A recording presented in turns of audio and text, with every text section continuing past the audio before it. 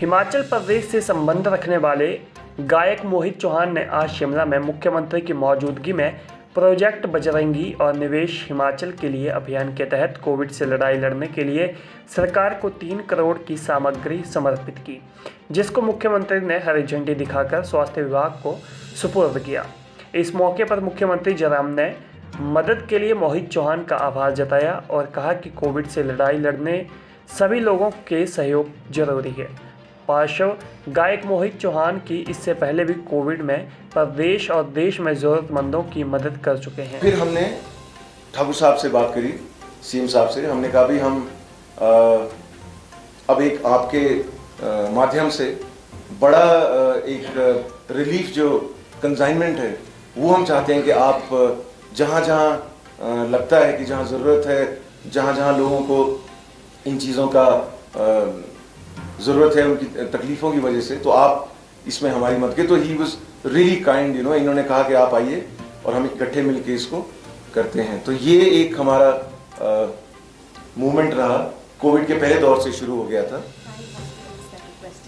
तो हिमाचल का बेटा होने के नाते मेरे को ये बहुत लगता था, और प्रार्थना जी को हम बात करते थे जब ये कोविड का टाइम शुरू हुआ।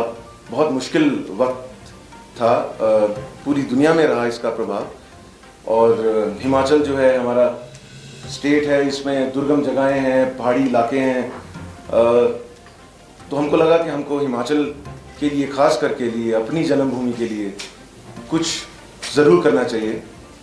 और हमने जब कोविड का ये काल शुरू हुआ तो हमने दिल्ली में था मैं, और हमने अपना एक कार्यक्रम बना के बहुत सारे लोगों को उस टाइम पे हमने हेल्प करना शुरू किया, जिसमें कि जो कोविड से रिलेटेड जो चीज़ें हैं, जैसे कि मास्क होते हैं, कॉन्सनट्रेटर्स, ऑक्सीजन सिलेंडर्स और भी बहुत सारी चीज़ें, फूड पैकेट्स।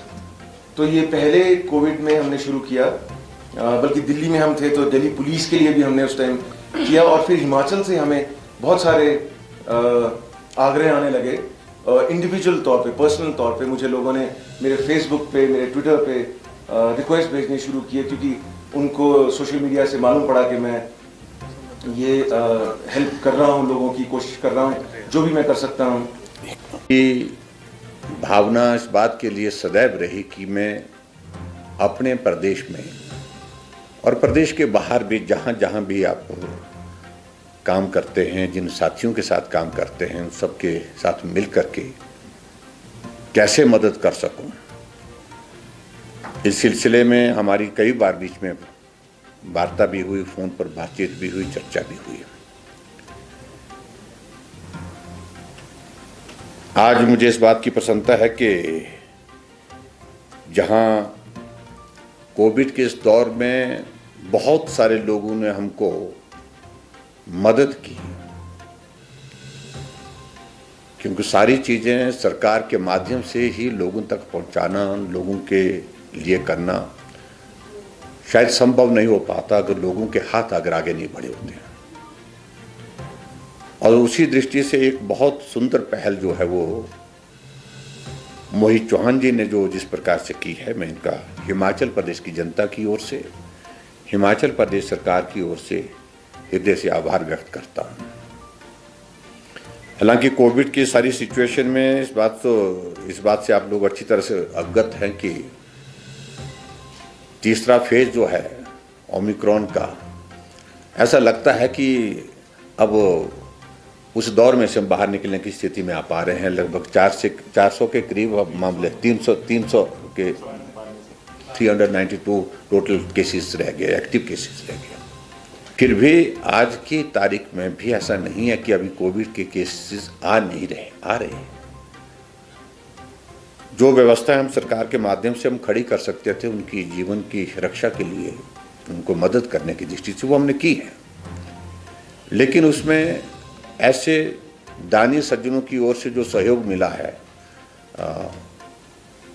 उसमें मोहित जी का हम जहां धन्यवाद करते हैं, वहाँ इस बात के लिए भी हम ज़रूर कहेंगे कि हिमाचल प्रदेश में ये पहली मर्तबा नहीं है। आपको शायद मेकल में चीज़ों को हम साझा नहीं कर पाए, शेयर नहीं कर पाए। इससे पहले भी जब कोविड का फर्स्ट फेज, सेकंड फेज आया तो उस वक्त भी इनकी सक्रिय भूमिका रही, किसी न किसी तरह से कुछ ना कुछ ये भेजते रहे। लेकिन ठीक बात है कि हम मीडिया के समक्ष नहीं थे उस तरह से, जिस तरह से आज हम बैठे हैं यहाँ।